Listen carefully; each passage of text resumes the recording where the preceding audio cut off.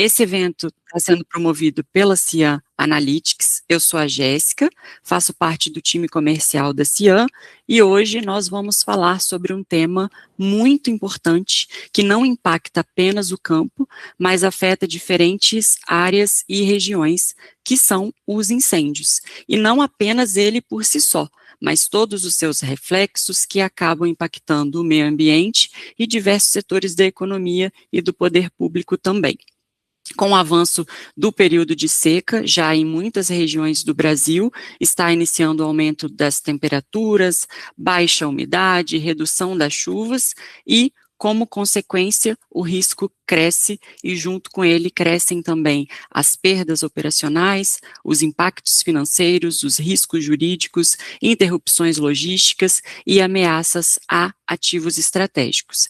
E, por isso, reunimos aqui hoje especialistas com diferentes perspectivas, porém totalmente complementares, para discutir prevenção, resposta, gestão de crise e tomada de decisão. Obrigada mais uma vez pela presença de todos e hoje teremos conosco a doutora Vera Rezende Vidigal, que é referência nacional em direito ambiental, o Tiago Nogueira, supervisor corporativo do Grupo Farias, o coronel Marcos de Paula Barreto, que é especialista em gestão de riscos e crises, e ao final teremos também um painel com convidados da Cian, responsáveis pelos setores de seguro e crédito agrícola e infraestrutura, para falar um pouquinho sobre os impactos do fogo também nesses segmentos. E agora, para abrir nosso evento, nós temos o prazer de receber a doutora Vera Rezende Vidigal.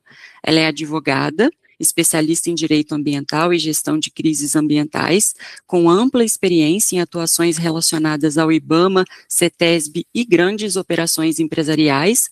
A doutora Vera vai abordar o tema sobre a perspectiva jurídica, os impactos legais e ambientais cada vez mais relevantes, relacionados aos incêndios, e além das medidas preventivas essenciais para que seja possível avaliar a veracidade dos fatos e atuar na redução ou anulação de consequências futuras. Doutora Vera, seja muito bem-vinda, a palavra é sua. Gente, bom dia aí a todos, obrigada pela participação. Eu sou advogada que atuo na área de direito ambiental há muitos anos, bastante defesa administrativa e litígios ambientais complexos, e tenho, nesses últimos anos, atuado aí, em especial, em vários casos, tanto no judiciário como na área administrativa, relativos à ocorrência de incêndios, à ocorrência de fogo, né? E aí, em função até de algumas experiências compartilhadas com a Cian, na busca de soluções para esses casos, eu fui convidada para participar aqui desse painel e dividir com vocês aqui um pouco a minha experiência. Então, eu acho que a grande pergunta que tem, que a gente tem visto e tem acontecido aí no mundo rural, é depois do fogo, vem essa pergunta, quem que paga essa conta? E para responder essa pergunta, não vale mais a máxima que a gente usou durante muitos anos, que era, olha, não fui eu quem causou esse fogo foi causado por terceiro, é um fogo criminoso. Hoje a pergunta que a gente precisa responder é o que fizemos para evitar que esse fogo acontecesse. E acho importante dizer o que aconteceu aqui nesses últimos anos que gerou um senso de urgência e uma mudança importante na regulamentação sobre o tema, né? A gente tem que, o ano de 2024 foi um ano que teve um ponto de inflexão para essa agenda ambiental e regulatória relacionada ao fogo no Brasil.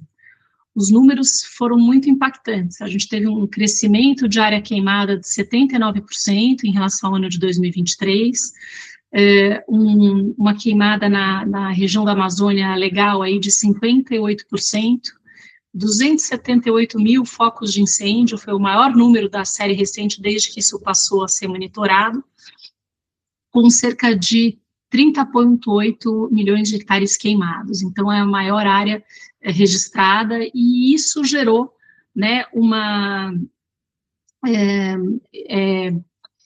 esses números, eles não representam só uma tragédia climática, mas eles são o motivo pelo qual o sistema regulatório respondeu com a velocidade que respondeu. Então, em 2024, a gente teve uma lei, que é a Política Nacional de Manejo Integrado do Fogo, A criação do COMIF, que é o Comitê Nacional de Manejo Integrado do Fogo, com a publicação na sequência, em 2025, de resoluções estabelecendo regras e obrigações, né, para, inclusive, não só os estados e municípios, mas também para os proprietários e os proprietários rurais. E, diante desse cenário, o que a gente identifica é que o sistema jurídico ele fez uma virada que a maioria das pessoas ainda não percebeu. Até recentemente, o combate ao fogo era um combate físico, no campo, né? E quando você tinha um incêndio, os órgãos ambientais, a fiscalização, o IBAMA iam até lá para fazer o registro e, com base nas informações apuradas por muitas vezes um inquérito policial que era instaurado, você identificava ou não, era normalmente muito difícil identificar a origem exata do fogo. Hoje o cenário é digital. A gente tem monitoramento remoto, reconstrução geoespacial, cruzamento de dados. E os órgãos ambientais e o Ministério Público não precisam mais ir até a propriedade no momento do incêndio. É através desse monitoramento e desse cruzamento de dados que são identificados focos de calor, que são cruzados com o CAR e isso determina as áreas queimadas. E hoje, o incêndio ele não é só combatido, ele acaba sendo reconstruído digitalmente. E a responsabilização, ela vem sendo imputada àqueles que são os responsáveis legais pelas áreas que foram objetos da queima. E aqui a gente tem o que a gente entende como essa mudança no paradigma jurídico da ocorrência do fogo. Como é que era antes, né, o foco?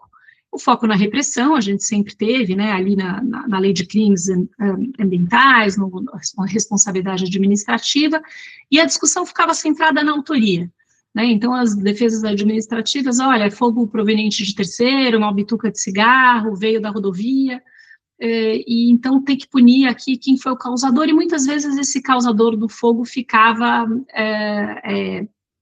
de origem desconhecida e ficava impune. O que aconteceu e o que vem acontecendo claramente, a legislação apontando nesse sentido, é uma mudança de foco para a prevenção obrigatória, um monitoramento, governança e uma gestão de risco. O problema agora não é mais só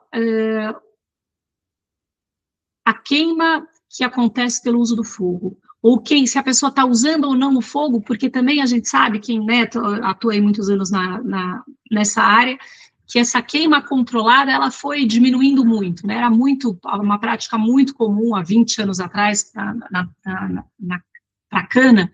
Vários estados hoje em dia já têm proibido e você não pode mais, a cana tem que ser 100% mecanizada, isso foi acontecendo. Então, o foco não é só em diminuir o uso do fogo controlado, mas garantir medidas preventivas e de monitoramento na ocorrência desses incêndios.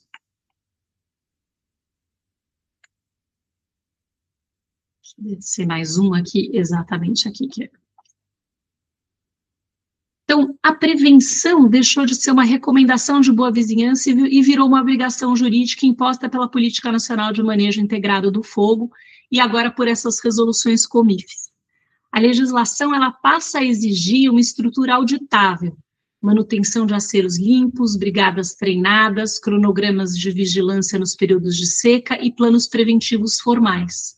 E mais do que isso, né, você cumpre tudo isso na prática, tem ali, a gente sabe que para as pequenas propriedades isso é uma questão muito mais complexa do que para as usinas maiores, para grandes fazendas que têm uma estrutura já montada. Mas não basta só você ter os aceiros, você ter a brigada e você ter um treinamento de equipe. Você precisa ter tudo isso formalizado e registrado.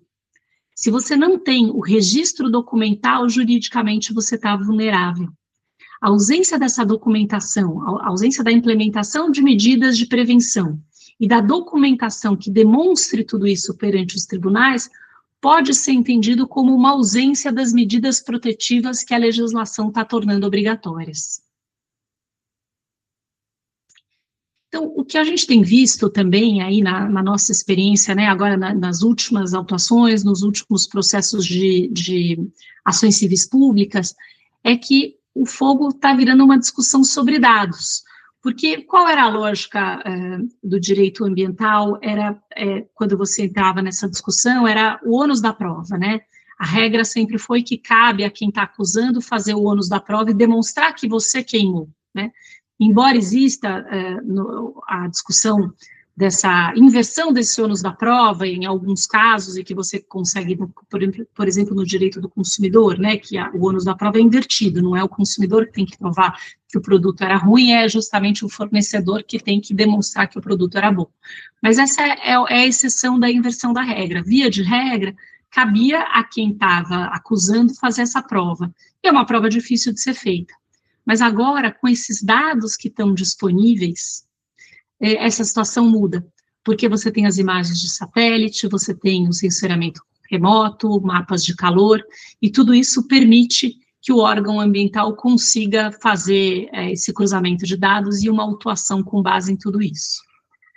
E aí, só passando aqui por esse conceito geral de responsabilidade na esfera ambiental, a gente sabe que, né, um dano ambiental, ele pode ser, ele imputa ao responsável 3 tipos de responsabilidade: a civil, que é a obrigação de reparar o dano; a administrativa, que vem na forma de uma multa, de um embargo pelo órgão ambiental; e a criminal, em casos mais graves, né, que pode aí vir com penas sérias, inclusive não só financeiras, mas penas criminais aqui.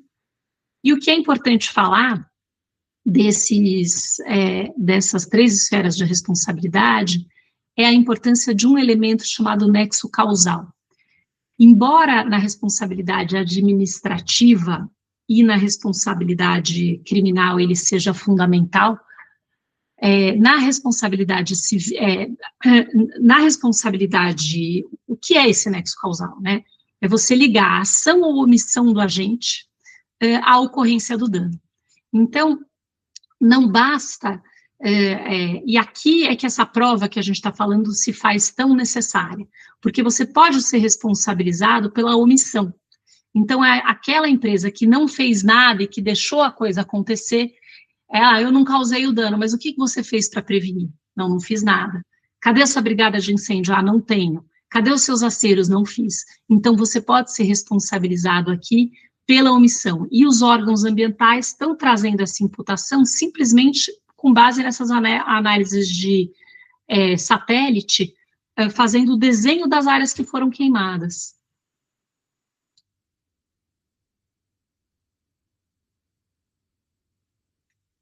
Então, é aí que a gente vem trazendo, quer dizer, a nova centralidade dessa prova é a diligência da empresa, do produtor rural, sobre aquilo que ele está fazendo e que ele consegue comprovar que ele fez para prevenir a ocorrência do incêndio, né? A gente tem aqui, então é o que a gente estava comentando, a importância de você fazer o treinamento e ter o treinamento documentado, ter um plano de monitoramento, ter o registro das ocorrências de fogo, fazer o boletim de ocorrência, e o coronel vai falar em seguida um pouco mais sobre isso, mas da importância, porque esse boletim de ocorrência que você vai até lá e você registra que ocorreu esse fogo, e você registra tudo o que você fez para tentar impedir ou prevenir, é muito relevante, né? E aí, já encerrando aqui, que o meu tempo já está acabando, mas a gente sabe que essa discussão sobre queimadas, ela ultrapassou o âmbito agrícola, hoje ela integra as agendas de mudança climática, de emissões de carbono, de compensação ambiental, e as tendências regulatórias, que é isso, o cenário está cada vez mais baseado em dados, em inferências técnicas, e a responsabilização, ela está mudando de quem causou para também quem deixou de fazer o que devia fazer, né? E a gente vê isso nessa legislação bastante recente do Plano de Monitoramento do Fogo, nessa resolução do COMIF que cria obrigações, inclusive tem um prazo estabelecido, essa resolução de 2025 estabelece 2 anos, a partir de setembro de 2025, para que os produtores rurais tenham implementado medidas mínimas de proteção contra os incêndios. Então, eu volto para a pergunta inicial, né, que eu acho que a pergunta que quem está aqui, que responde aí por propriedades rurais, proprietários, usuários, é o que foi feito para evitar que o fogo acontecesse. Então, se torna aqui, a gente tem enfrentado dificuldades na hora de fazer as defesas administrativas e judiciais, pela falta de documentação. Às vezes eu não consigo, o proprietário, a usina não consegue ter, ela, não, mas a gente tem aqui uma equipe. Eu falei, mas sim, mas nessa data, o que você tem de elementos, o que vocês fizeram e nada ficou registrado? Então, é muito importante criar um plano de monitoramento para prevenir a ocorrência do fogo e para registrar tudo o que foi feito no momento em que o fogo foi detectado, porque na hora que vem as autuações, e a gente está enfrentando hoje autuações relativas a incêndios de 2024, os de 2025 ainda vão chegar, porque a gente está vendo que o IBAMA demora, mas como ele tem esses dados, ele está fazendo toda essa análise de dados digitais, isso vai chegar. Então, é muito importante que vocês passem a ter, né, a implementar as medidas preventivas, as medidas de monitoramento, as medidas de controle e fazer o registro de tudo isso. Queria agradecer a oportunidade, eu estou aqui à disposição, vou continuar aqui participando da palestra, mas estou deixando aqui também o meu e-mail, depois aqui esses slides vão ser compartilhados com vocês, e quem tiver alguma dúvida, quiser discutir depois algum ponto específico, o tempo era curto, então eu tentei aqui resumir ao máximo, mas se alguma coisa não tiver ficado clara, eu fico à disposição aqui também depois para a hora das perguntas, tá bom? Então, E agora eu convido o Coronel Marcos de Paula Barreto. Ele tem mais de 35 anos de experiência em gestão de risco, operações de emergência e continuidade de negócios. O coronel atua já há décadas em cenários de alta complexidade, envolvendo crises, desastres, e atualmente faz parte da divisão de sustentabilidade da FAESP-Senar. De Paula, seja muito bem-vindo e a palavra é sua. Obrigado, Jéssica. Obrigado pelo convite, é um prazer estar aqui, né? E depois dessas duas brilhantes palestras da doutora Vera e do Tiago, né? Uma sobre legislação e outra sobre execução, como apagar o fogo coordenadamente. E o que eu estou aqui com o pessoal da sustentabilidade. Depois de 2024, depois daqueles grandes incêndios de 2024, o presidente da FAESP-Senar, Dr. Tirso Meirelles, em conjunto com o Dr. José Luiz Fontes, que está à minha esquerda aqui, na divisão de sustentabilidade, iniciou-se o implemento de políticas de prevenção e segurança no campo, preocupado com o produtor rural. A nossa equipe, ela tem Coronel Alexandre, tem Cris Amaral Gurgel, André, Daniel e Jennifer. O que eu quero dizer? Nós temos aqui engenheiro agrônomo, biólogo, advogados, engenheiros, arquitetos e 35 anos de experiência em atividades de risco. Falando da legislação, a minha apresentação, deixa eu passar o início dela, por favor. Está aparecendo? Ainda não, precisa compartilhar a tela aqui com a gente. Tá compartilhando. Vê se chegou. Chegou, agora sim. Chegou. Agroresiliente, gestão integrada de incêndios no agro paulista. Legislação de incêndio e sistema de comando de incidente. Apresentação aqui. Espera que estamos pondo no modo apresentação aqui. Estão vendo? Sim. Tá. Em resumo, eu trabalho na divisão de sustentabilidade, 15 anos no Corpo de Bombeiros, 11 na Defesa Civil e 10 na Polícia Militar. Fiz Direito, Engenharia e estou contribuindo com a minha experiência para essa equipe que estamos participando em vários seminários no interior do estado para reduzir as perdas do produtor rural. A legislação, a doutora Vera mencionou alguma coisa, como tem uma grande parte, eu vou apenas dizer que a legislação, nesse cenário de fortalecimento de governança e da prevenção, tornou-se estratégico para a proteção do campo. Por quê? Eu não posso legislar e colocar um produtor rural em risco dele morrer num incêndio. A nossa preocupação também é a segurança jurídica, porque pessoas capacitadas e treinadas, às vezes, correm risco num incêndio florestal, em mata, que é muito diferente do urbano. A Constituição Federal, no artigo 144, a Política Nacional de Manejo Integrado do Fogo, o Comitê Nacional de Manejo Integrado do Fogo, a Política Nacional de Proteção e Defesa Civil, Código Estadual de Proteção contra Incêndios e Emergência, Sistema Estadual de Atendimento de Emergências. E aqui eu deixo, para depois todos, são 4, 5, tem 11 legislações, e eu vou apenas citá-las, porque hoje é o que está em vigor. A Constituição Federal, no artigo 144, ela fala que compete aos corpos de bombeiros militares, salvamento, apagar incêndio e execução das atividades de defesa civil.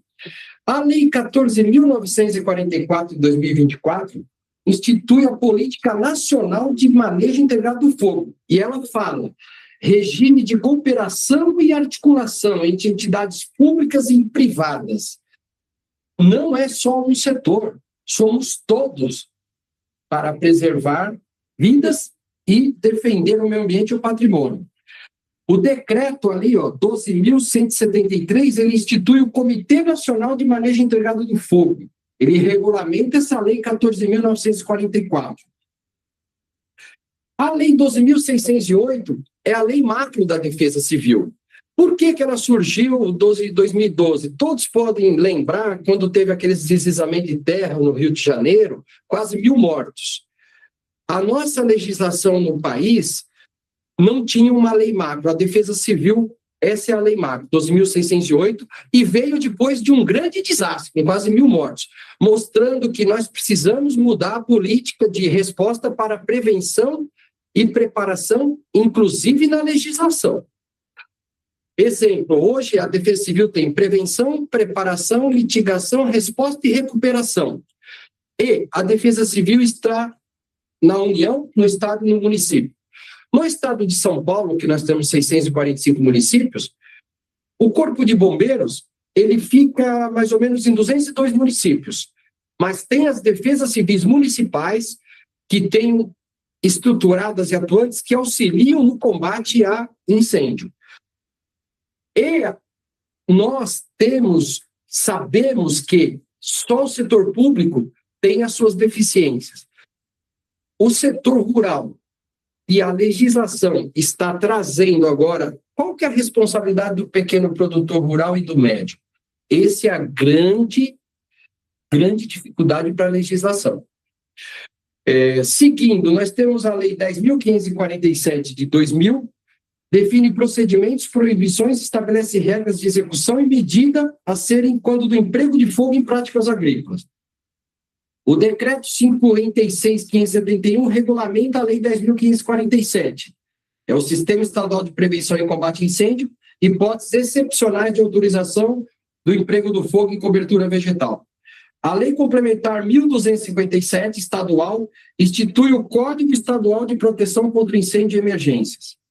O Decreto 63.058 regulamenta o Sistema de Atendimento Emergencial no Estado de São Paulo. Resolução COMIF 1, 2 e 3, Regimento Interno do Comitê Nacional, dispõe sobre planos de manejo integrado, prevenção e preparação, e a 3 estabelece normas nacionais obrigatórias de prevenção e combate a incêndio florestal, proporcional ao tamanho da propriedade rural. Pois bem, tem um artigo 56A que fala assim, que o produtor rural terá que implementar políticas de prevenção e combate a incêndio. Agora vem a minha pergunta. Quais? Esta é a dificuldade da legislação. Por quê? Nós temos no país é muito diferente. Quando está estiagem aqui em São Paulo, lá no Nordeste está chovendo, como o Thiago mostrou. Nós temos diversidades regionais, topografia, acesso à água potável, tipo de cultura, cana. Quando eu tenho uma estrutura financeira melhor com monitoramento, como o Thiago mostrou do COA, está ótimo. Mas a nossa preocupação com todo o produtor rural e o pequeno e o médio vão ter planos coletivos. O que o pequeno produtor vai poder fazer? O que nós falamos em todos os nossos seminários de incêndio e segurança, que já fizemos mais de 13? Acero, porque é uma medida de proteção passiva. Ele fazendo um acero limpo, ele não está colocando a vida dele em risco, ele está fazendo antes do incêndio. Agora eu vou falar para um pequeno produtor, olha, você compra 2 bombas postais e vai apagar fogo. Isso não pode. Isso não pode, porque daí ele está interferindo, ele não tem capacitação, não tem curso, precisa ter rota de fuga. E mesmo pessoas treinadas, há 2 anos atrás, podem relatar que brigadistas de usina morreram queimados. E é muito sério. Por quê? Eu aproveito para falar do vento, do fogo em áreas abertas. Todo mundo fala, olha, temperatura acima de 30 graus, 30 dias sem chuva, velocidade do vento superior a 30 km por hora, e, enfim, tem o índice de incêndio. As medidas preventivas têm que ser feitas logo pela manhã, de acordo com o monitoramento. Nós temos os sites do INPE e da Embrapa, que você consegue ver o risco baixo, médio e alto. E temos 3 fórmulas técnicas, eu vou apenas mencionar. A fórmula de Monte Alegre, houve incêndios no Paraná em 1963. A fórmula de Monte Alegre, ela trabalha com umidade relativa, número de dias consecutivos sem chuva e velocidade do vento. Existe a fórmula de Armstrong, umidade relativa do ar e temperatura, e existe a fórmula ainda de Nesterov, ou seja, todos os estudos acadêmicos e técnicos. Mas nós temos que, além de todos os estudos, ter equipes treinadas e capacitadas. Continuando. Fortalecimento da gestão dos riscos. Como eu disse, após os incêndios de 2024, no estado de São Paulo, a FAESP passou a atuar de forma estratégica na estrutura de ações voltada à prevenção, mitigação e fortalecimento da segurança rural. A entidade passou a integrar câmeras técnicas e operacionais, com foco na proteção da produção agropecuária, do patrimônio rural, do meio ambiente, das comunidades e da continuidade produtiva do setor. A agenda estratégica de prevenção e resposta. Com o objetivo de ampliar a eficiência das ações e fortalecer a articulação, precisamos de gestão integrada do fogo, setor público, setor privado, criação de grupo de trabalho intersetorial, foi estruturado pelo Dr. Fontes e o Dr. Tirso, o Departamento de Sustentabilidade com viés em gestão de risco, de incêndios e segurança no campo, diálogos com os órgãos da segurança pública, fortalecimento da participação institucional do setor produtivo, integração com os sindicatos rurais e lideranças regionais. Por quê? O sindicato rural tem o cadastro dos produtores rurais. É muito importante os produtores rurais participarem dos programas de vizinhança solidária, de segurança e de risco da sua região. Porque já foi dito que temos problemas de conectividade em vários locais do estado de São Paulo. E um grupo de vizinhança solidária para avisar de incêndio e segurança, um furto e um roubo, aproxima a comunidade e ajuda na resposta dos bombeiros, da Defesa Civil e do pessoal todos treinados e capacitados. Já temos IPAMs, PANs. O importante é ter diagnóstico de risco, protocolos, cadastro das pessoas treinadas, porque quando eu precisar atuar, eu não posso atuar isoladamente. Integração entre setor produtivo e órgãos de resposta. Esses são os seminários que estamos fazendo e participam Corpo de Bombeiros, Defesa Civil, Polícia Militar Ambiental, Prefeitura, concessionária de energia e produtores rurais. Para quê? Tendo em vista o que ocorreu em 2 anos atrás, essa aproximação vai contribuir para uma resposta mais rápida, ações preventivas mais eficientes e maior capacidade. Ações práticas. O Estado vai iniciar agora no mês de junho a Operação São Paulo Sem Fogo, que é quando é a fase vermelha, nós falamos.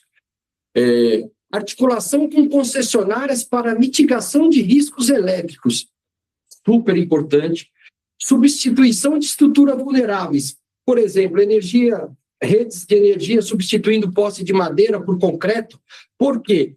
Quando você vai atender um desastre, se queimar um poste de madeira, você vai deixar 10%, 20% da cidade sem energia. Aí ele não tem água para tomar banho, para fazer alimentação, e além disso tem um incêndio em jogo. Então são medidas preventivas, anteriores, campanhas educativas. Nós enviamos ofício circular para todos os municípios com 3 pontos importantes. Monitoramento constante de áreas periféricas da cidade, coíba o descarte regular de lixo, materiais que possam servir de combustível e gerar chamas, manutenção das estradas rurais, com especial apoio à limpeza e remoção de vegetação nas áreas de domínio público, reduzindo riscos dos corredores frequentemente utilizados, e identificar, mapear e divulgar fontes de água disponíveis para abastecimento de caminhões-pipas e demais equipamentos de combate, garantindo eficiência e rapidez. Por quê? Você não pode chegar num reservatório de água e pegar água como se fosse um balde. Você precisa ter bomba, precisa ter rua de acesso, bomba de escorte, ou seja, precisa-se trabalhar com prevenção e preparação antes da resposta. Nossos seminários mostrando a capacitação, conscientização preventiva, maior preparo regional. Ontem nós estávamos na região de Mineiros do Tietê e Ribeirão Bonito. E nessas 2 cidades tinha dificuldade de conectividade, até para acionar números de emergência, 190, Polícia Militar, 193, Corpo Bombeiro, 199, Defesa Civil. E aproveito para falar que o Disque Denúncia, para preservar o anonimato, é 181. Fotos do seminário. Demandas do setor produtivo. A FAESP atua de forma permanente para garantir que políticas públicas relacionadas à prevenção e combate a incêndios sejam tecnicamente viáveis, juridicamente seguras e compatíveis com a realidade. Então, aqui está o desafio da legislação no país.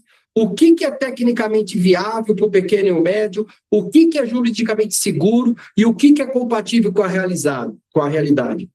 Precisamos que participem das legislações de meio ambiente, da Secretaria do Meio Ambiente e da Agricultura, corpos de bombeiros militares e defesas civis do país. Por quê? Nós temos que colocar no setor de preservação do meio ambiente a gestão do risco. Eu não consigo ensinar alguém a nadar mandando ler uma apostila de 100 folhas. Ele tem que entrar numa piscina e nadar. Eu não consigo ensinar alguém a apagar fogo, a sofrer um incêndio, se ele não tem capacidade técnica. Para vocês terem uma ideia, o Brasil não tem brigadista florestal, a regulamentação não tem ainda. Você tem o bombeiro civil, tirando que ele tem 3 meses, em média, de curso para trabalhar dentro de um local fechado, dentro de um shopping, dentro de uma indústria. E na área aberta? Bombeiro civil faz outros cursos, empresas que prestam assessorias para usinas, treinam técnico agrícola, mas nós não temos um brigadista florestal ainda na regulamentação. Então, não é o pequeno e o médio produtor rural que vai poder fazer um serviço de voluntário desse. Por quê? A lei de voluntariado no país é para serviço administrativo. Entregar cestas básicas em ajuda humanitária, fazer um documento administrativo. Eu não tenho amparo trabalhista e nem de periculosidade para pôr um produtor rural para pegar uma bomba costal isolado no meio do incêndio, ele vai morrer lá e eu não tenho nem comunicação com ele. Fortalecimento do sistema estadual de prevenção. Eu já mencionei a respeito a importância da coordenação, modernização do mecanismo de monitoramento e integração operacional entre as instituições. O fortalecimento institucional representa um passo estratégico. Vou dar um exemplo simples. Ao longo da carreira, começamos com as aeronaves, mais uma ferramenta para auxiliar o combate terrestre. Não é simplesmente jogar água, por isso que eu vou entrar agora no sistema de comando de incidentes e nós vamos mostrar o sistema de comando de incidente que é uma ferramenta que veio lá dos incêndios florestais de 1970 na Califórnia. O Corpo de Bombeiros do Estado de São Paulo já utiliza há mais de 30 anos. É uma estrutura modular e flexível que se instala um comando de incidente na região e todos os órgãos que têm competência para atuar naquele tipo de desastre, nós estamos falando de um desastre de incêndio florestal, de incêndio, vegetação, mas pode ser num deslizamento de terra, pode ser num desastre social. Essa doutrina é a mesma. E o que é importante? Ela organiza a resposta. Por quê? Todo mundo daquela região, olha, a minha usina tem tantos brigadistas treinados, ok. O centro do COA em contato com esse centro de comando regional integrado, provisório naquele gestão do risco. Eu tenho pequenos e médios que fizeram um curso e têm alguns equipamentos, um plano coletivo. Por quê? Eu tenho que ter a noção do todo, se um incêndio é pequeno, médio ou grande, para saber qual pessoa capacitada eu mando para aquela frente. Eu não posso pôr pessoas em risco. Quais são os objetivos da coordenação? Organizar equipes, definir responsabilidades, melhorar a comunicação. É simples. Comando, coordenação, controle e comunicação. Todos os chefes de equipe têm que ter rádio. Eu tenho que saber onde eles estão, que hora começaram a trabalhar, se os equipamentos estão em ordem, para ninguém correr risco de vida. Aplicações no agro, incêndios em vegetação, vazamentos químicos, acidentes com máquinas, emergências ambientais. Por que o SCI? Uma emergência sem organização aumenta os riscos. O SCI traz controle, comunicação e eficiência.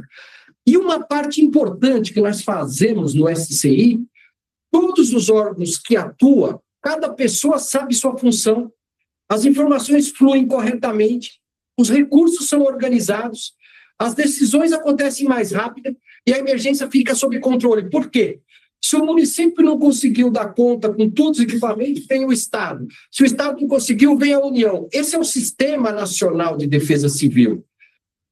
E se vocês quiserem ter uma visão rápida, o SCI, imagine todas as agências, um comando integrado no alto, embaixo tem o staff de comando e 4 caixinhas importantes: operações, planejamento, logística e administração. Por quê? Quem está planejando está avaliando cenários e estratégias. Quem está na operação executa o combate e resposta. Todo dia faz objetivos imediatos e uma ata de trabalho. Por quê? Aí eu falo, como a doutora Vera mencionou, do registro da ocorrência. O registro da ocorrência, o boletim de ocorrência da Polícia Civil, no caso de furto ou de incêndio, é super importante para depois ver se o incêndio foi criminoso ou não. É um documento oficial e aciona a polícia científica. Por quê? Todo local precisa de perícia de incêndio, até para excluir culpabilidade. E também, aí eu complemento que nesse sistema de comando de incidentes, ao longo da carreira, nós deixamos atas diárias, porque às vezes nós demoramos 9 dias. Vou dar um exemplo daquele Alemoa em Santos. Precisava de mais de 1.000 litros de líquido gerador de espuma para tentar apagar os tanques. E vinha do Brasil inteiro, de Camaçari, na Bahia. Então, por que é importante relatar toda essa operação? Porque depois, quando o Ministério Público e o Poder Judiciário for julgar todas as ações de resposta, elas vão servir de sopedano e base para mostrar que nós usamos todos os recursos, todas as capacidades operacionais e ainda corremos riscos de vida. E é muito importante nas operações você separar quem trabalha 24 horas, quem é CLT, por quê? Como são vários órgãos, cada qual responde e tem a sua atribuição. Esse sistema de comando de incidentes, assim como o público, o pessoal de usina já tem empresas ensinando, palestrando, e nós estamos difundindo, porque isso é simplesmente a organização de uma operação de combate e resposta. Só que eu preciso de logística e administração em finanças e planejamento. O nosso objetivo, estarmos trabalhando aqui, é um só. Olha, não podemos falar mais no país, setor público, setor privado. Negativo. Nós somos seres humanos, pessoas habitando uma cidade e não queremos ter risco. Para isso, nós temos que fazer planos preventivos, identificar o risco, reduzir com a mitigação, com medidas, protocolos, e termos uma resposta organizada e eficiente com doutrina, para que nenhum ser humano morra no combate a incêndio. Prevenir é proteger vidas, preservar o campo, defender o meio ambiente e garantir um futuro mais seguro. Eu falei de uma maneira rápida, eu fico aberto com perguntas, eu não sei se ficou claro, mas eu agradeço a oportunidade. Muito obrigado a todos. Muito obrigada, Coronel. Ficou claro. Sem perguntas por enquanto, mas é importante reforçar, pessoal, que nosso chat está aberto para quem quiser perguntar. Depois nós seguimos com a resposta do Coronel, se não der para ser aqui, via redes, tá bom? Pessoal, é muito importante o compartilhamento de tantas informações e experiências, né? Todos esses conteúdos apresentados pelos 3 palestrantes são extremamente enriquecedores para todos nós, trazem reflexões importantes, ideias, melhorias, enfim, reforçam a importância do cuidado, da prevenção e da cautela diante desses cenários. Agora, antes de finalizar, nós vamos abrir o nosso painel final com especialistas da CIAN, convidados dos setores de seguro e crédito agrícola e infraestrutura. Eles vão falar um pouquinho aí como o avanço dos incêndios já vem afetando também esses setores. Agora eu passo a palavra para o Sérgio Caldas Soares, ele é representante do nosso time de produtos. Sérgio, é com você. Bom dia a todos, obrigado, Jéssica. É prazer estar aqui falando para um público tão qualificado, tão seleto. Eu prometo que eu não vou me estender demais, a gente está chegando no próximo horário do almoço, vou tentar fazer uma amarração muito rápida, muito simples aqui. E o primeiro ponto que eu queria chamar, e já de antemão também agradecer o Coronel De Paula, a doutora Vera, o Tiago, obrigado pela contribuição de vocês, foi sensacional. E eu queria chamar a atenção para uma coisa em comum da apresentação dos 3 palestrantes anteriores, que é a presença de pessoas. Então, gente, tecnologia não substitui pessoas. Tecnologia aumenta a capacidade das pessoas que operam dentro das áreas fins, né? Então, é fundamental que todos vocês que consomem tecnologia, assim como a própria tecnologia, né, vão se especializando, vão melhorando a sua fluidez na utilização das tecnologias. Tecnologia também não faz milagre. Óbvio que todas as práticas e adoções, elas visam zerar os problemas, mas num primeiro momento, o que elas fazem é diminuir drasticamente a questão principal. Então, essa questão de zerar, ela é uma evolução da tecnologia. O primeiro objetivo é diminuir drasticamente o problema, né? Então, com um monitoramento de câmeras, com toda a estrutura de combate colocada de maneira adequada, seja para questões ambientais ou para questões agrícolas, com toda a infraestrutura que é necessária para manter a tecnologia viva, porque também tecnologia depende de infraestrutura. Então, a gente sabe que esse investimento, ele não é simples, ele não é rápido, ele não é barato, e a gente acabou pensando na nossa tecnologia para que ela comece com o que a gente conseguir. E, obviamente, que com o avanço da infraestrutura, uma câmera melhor, uma rede mais adequada, uma redundância de fornecimento de energia, a gente consegue também estabelecer um monitoramento cada vez mais especializado. E, partindo desse ponto, o próximo ponto é o seguinte: tecnologia traz informação. E ninguém aqui é robô para conseguir capturar todas as informações de uma maneira hiper rápida para conseguir gerar a tomada de decisão adequada. Então, por isso, a plataforma do CIAN, ela vem também com esse intuito de integrar informações do monitoramento com informações climáticas, como o Coronel De Paula pontuou de maneira magistral. A gente tem uma correlação muito grande de, por exemplo, velocidade e direção do vento com estratégia de combate de incêndio. Então, por isso da integração dos dados na plataforma, integração de dados de estação com dados de satélite, integração de câmeras com monitoramento por satélite. Então, toda essa integração, ela favorece e facilita a operação e a mitigação do risco de maneira geral. Partindo desse ponto, a gente entra especificamente na questão do seguro. O seguro rural, na verdade, ele tem vários produtos. O principal produto e o mais utilizado é o seguro agrícola, que é o seguro de lavoura. O risco de incêndio ele pode ser contratado como cobertura adicional dentro do seguro agrícola, ou ele pode ser contratado de uma maneira específica dentro do seguro rural como risco diverso. De todas as maneiras, a gente tem uma tendência no seguro rural e no seguro agrícola que é pautada pela condição climática. E a condição climática, como provavelmente a maior parte de todos vocês aqui já conseguiu perceber, ela está provocando eventos de alto impacto com menor intervalo de tempo, ou seja, maior recorrência. E quanto maior a recorrência, maior o risco. Quanto maior o risco, normalmente as seguradoras compensam isso na precificação. Se eu chegasse só até aqui, talvez eu estivesse muito dentro do óbvio, mas como a gente acaba trabalhando em conjunto com muitas dessas seguradoras, eu tenho que falar para vocês que o próximo passo do seguro rural, do seguro agrícola, é a individualização do risco. E quando a gente fala de individualização do risco, o objetivo principal é qualificar esse risco de maneira pontual. Então, o risco de uma empresa não é o mesmo risco de outra, o risco de um produtor não é o mesmo risco do outro, o risco de determinada região do país não é o mesmo risco de outra região.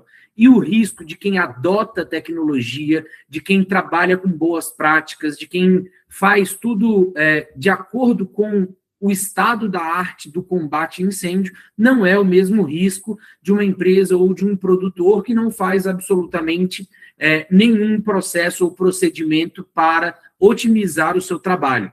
E, nesse caso, a gente também considera, dentro da precificação do seguro rural, o histórico e o resultado. Então, qual é o histórico de incêndio na sua área, na sua região ou na sua cultura? E qual é o resultado do seu combate? O seu combate, ele conseguiu minimizar em 80% o incêndio, ou ele conseguiu minimizar em 90% um fogo que veio, muitas vezes, do vizinho? Isso também não tem nenhum tipo de regra ou parâmetro que impeça que esse fogo aconteça numa usina ou numa empresa de produção de grãos, numa área de produção de grãos. Então, para todos, a importância se dá da mesma maneira. Como recado final aqui, o que eu posso dizer no final do dia, o que importa é custo.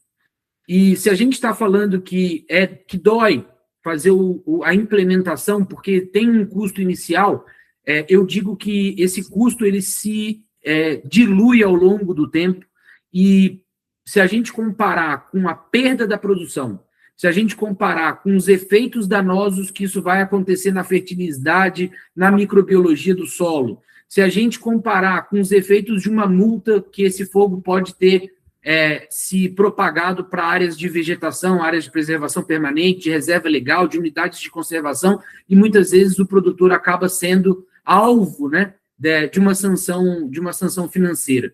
Então, se a gente comparar com esses custos, o custo de prevenção ele é completamente justificável, tá, pessoal? Então, estamos trabalhando cada dia mais para melhorar os nossos algoritmos. Nós não estamos satisfeitos com os bons resultados que nós estamos obtendo, nós queremos sempre resultados melhores. Os resultados, eles são sim atrelados ao nível tecnológico, então, conseguimos excelentes resultados, com mais tecnologia, provavelmente os resultados são ainda melhores, tá?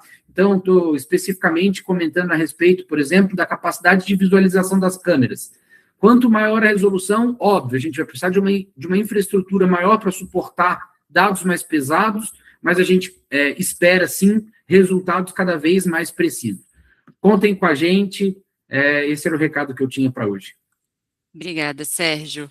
Maju, e a infraestrutura, hein? Como incêndios afetam esse mercado? Eu passo a palavra para você.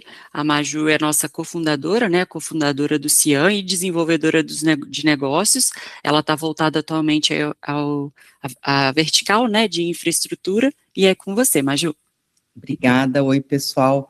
Bom, muito bacana a gente conseguir fazer um encontro entre a questão jurídica, representada pela doutora Vera, né, mostrando as questões de defender os produtores, as usinas que estão sofrendo com situações de incêndio. Eu acho que a fala do Coronel de Paula também foi excelente, né, porque mostra toda a complexidade que é lidar com fogo, né, toda a questão regulatória, quais são as responsabilidades, a questão da vida, como que a gente, né, que está aqui com negócios operando a céu aberto, sujeitos a um risco climático crescente, num ano de El Niño que lá para baixo vai encharcar, aqui no meio vai esquentar, e lá para cima vai esturricar, como que a gente se organiza em relação a isso, né? E aí, quando a gente olha o que o Grupo Farias, né, o Thiago, o time deles, eles são excelentes, né? Nosso time foi lá, a Jéssica, a Carol, eu, Karina, a gente foi acompanhar o trabalho do Grupo Farias, a integração dos times para poder fazer uma operação, como o Coronel falou, com uma operação segura, em uma área com relevo muito complicado, né? Torres e tal. Então, assim, lidar com incêndio é complexo e cada vez está pior. E a gente quer na infra, pensando as empresas de transmissão de energia, né? Hoje parou por quê? Puxa, parou porque pegou fogo. Mas como que a gente constrói, monitorar essa situação, monitorar o risco de incendiar daquela região, fazer com que o nosso cliente consiga receber um alerta antes daquele fogo chegar e atingir seu ativo, que pode ser uma linha, que pode ser uma estrada, que pode ser uma fazenda, que pode ser uma usina, né? E CIAN vem construindo uma bagagem fantástica de fazer essa leitura e trazer essa inteligência climática para que os nossos clientes, cada um na sua vertical, consigam definir essas ações, né? E a gente gosta muito de acompanhar os clientes, acompanhar em plano de auxílio mútuo, acompanhar ouvindo as demandas, puxa, aqui para energia eu preciso ter uma análise de risco do incêndio, do raio, do vento, uma análise nivelada, porque eu fiz um plano de contingência, isso tem que casar com isso. Estamos fazendo. Nosso pãozinho está no forno. As empresas de rodovias, puxa, mas quando chove lá naquele rio, chove muito, inunda aqui, os carros rodopiam, a gente tem acidente, ou a usina pegou fogo, veio fumaça, o pessoal não consegue enxergar, bater o carro. Então, assim, a gente está muito antenado a entender esses eventos climáticos, essas variáveis, traduzir isso e ajudar os nossos clientes a poder analisar o risco, poder receber alertas, monitorar a situação, poder agir, e agir com segurança, vem do vento, vem do fogo, vem do raio, vem do quem está mais próximo, num COA, quem tem condição melhor de atuar, né? E também dando respaldo, se eles precisarem, na parte jurídica, porque a gente acabou gerando toda a materialidade importante para poder fazer essas ações, né? E clima é um impacto cada vez maior, eu acho que é um desafio cada vez maior para todos nós que operamos a céu aberto, então a gente conseguir ter essas variáveis todas para cada trecho, para cada espaço, e pode ser de fogo, pode ser de vento, pode ser de raio, isso faz sentido e o CIAN pode ajudar. É isso, gente.